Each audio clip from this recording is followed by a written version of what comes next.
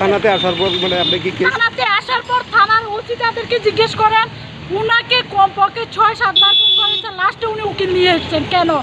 যার কাছে টাকা আছেন উনি যেভাবে করতে পারবেন, আর আমরা কিচ্ছু না, আমরা সাধারণ নারী কি কিচ্ছু না।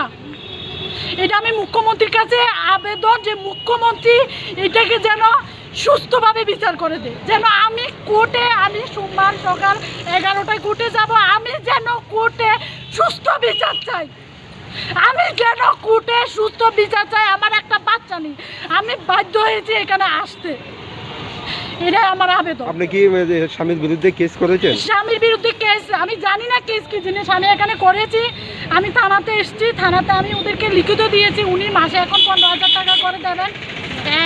আমি কোর্টে সোমবার এটা নিয়ে যাব, আমি কোর্টে এটা সুস্থ বিচার চাই, শেষ কথা, আমি সুস্থ বিচার চাই। ওসি আপনাদের কিরকম সহায়তা করে? ওসি আমাকে খুব সহায়তা করেছে, জাস্ট একজন উকিল এসে এখানে যথেষ্ট মানে আমাকে দমকানোর চেষ্টা করতেছে। উনি উকিলটাকে আমি আজকে প্রথম দেখেছি, ওনাকে আগে কখনো দেখিনি। উকিলটা সম্ভবত উকিলটা মহিলা মানুষ, উকিলটাকে ডাকুন, আপনি গিয়ে উকিলটার চেহারা তুলুন।